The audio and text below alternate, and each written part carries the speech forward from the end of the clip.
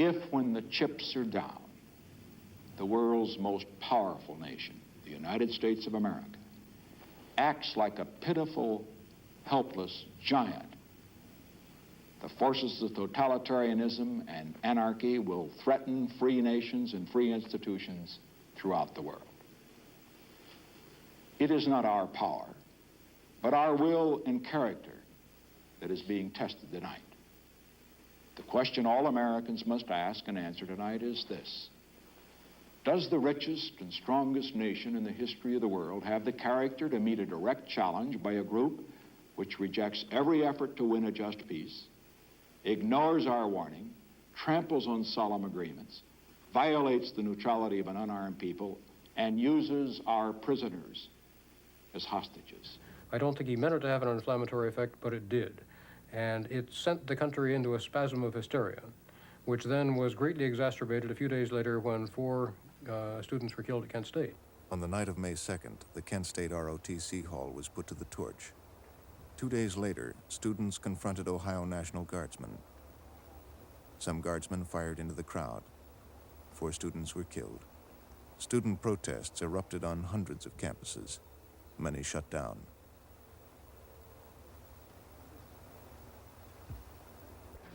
You know, you see these bums, blowing up the campuses. Listen, the boys that are on the college campuses today are the luckiest people in the world. Nixon's earlier comment on student protests had been widely reported. They are burning up the books. I mean, storming around about this issue. I mean, you name it. Get rid of the war, there'll be another one. Nixon's handling of the anti-war movement was not generous and contributed to the polarization of our society. Nixon, when challenged politically, tended to react with certain gut feelings.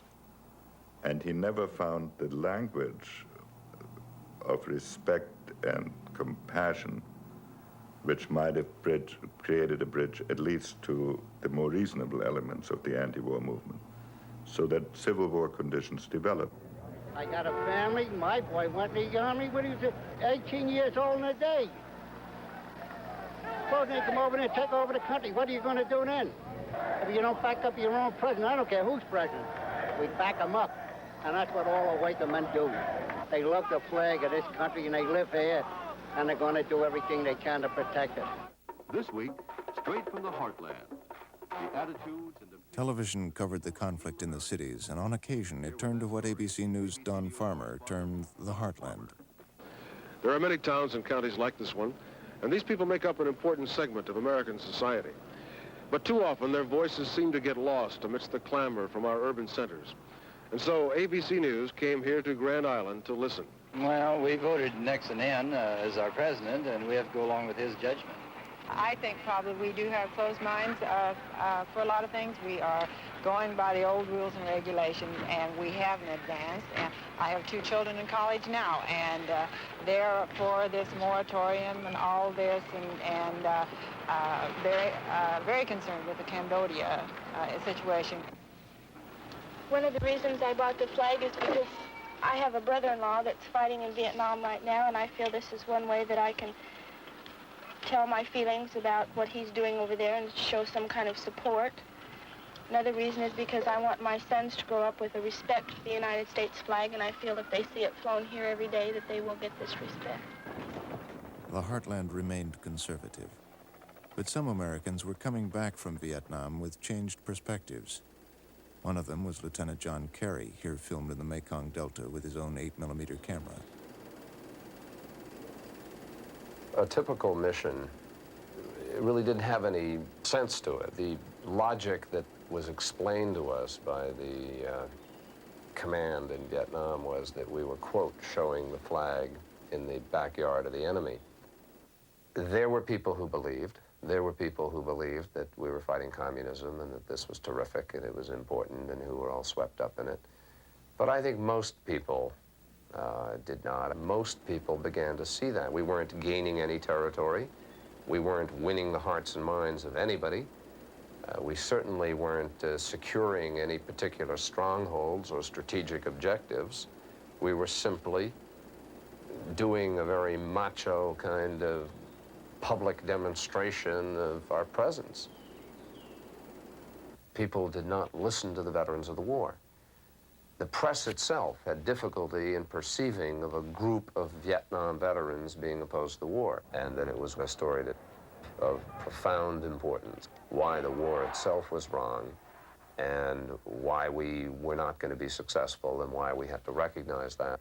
We just felt that story had to be told, and the only way to tell it was to take it to Washington in that form. I volunteered for the whole thing. Volunteered to go into the service, volunteered for Vietnam, volunteered for every single mission I went on. I was there 10 days and I was in Cambodia. People don't know that. I was in Cambodia with orders to go into Cambodia. Talk to veterans. They're here all week to be talked to. They'll tell you things you won't believe. The House Un-American Activities Committee has rated our organization the third greatest threat to internal security in this country, right after the Weathermen and the Black Panthers. Ladies and gentlemen, you know, I did it. You know, I did it because I'm an American. I haven't changed. My politics have changed. A lot of our taxes goes to support just what you're doing today. I wish you'd get out and get a job and work. We'd like to, ma'am. Wait. I'm from upstate New York, and I'd like to turn in my Bronze Star and 2 Purple Hearts. I lost my leg in Vietnam, and I'm totally opposed to this war we're carrying on over there. And Senator Buckley and Congressman James Hanley will receive my medals next week in the mail. Thank you.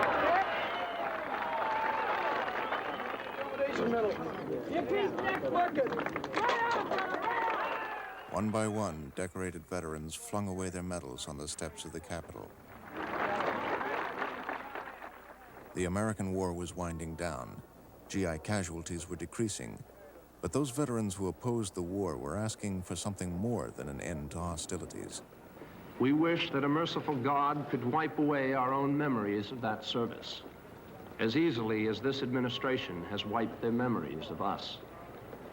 And so, when 30 years from now our brothers go down the street without a leg, without an arm, or a face, and small boys ask why, we will be able to say Vietnam, and not mean a desert, not a filthy, obscene memory, but mean instead the place where America finally turned, and where soldiers like us helped it in the turning.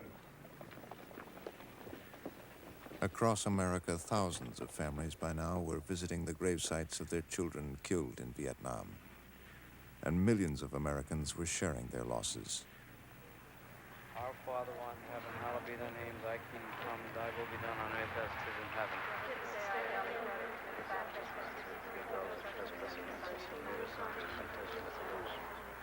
Hail Mary, full of grace, the Lord is with thee. Blessed art thou amongst women, blessed fruit of thy womb, Jesus. Eternal rest be unto him, O Lord. May his soul rest in peace. May the soul of the faithful departed through the mercy of God rest in peace. Amen.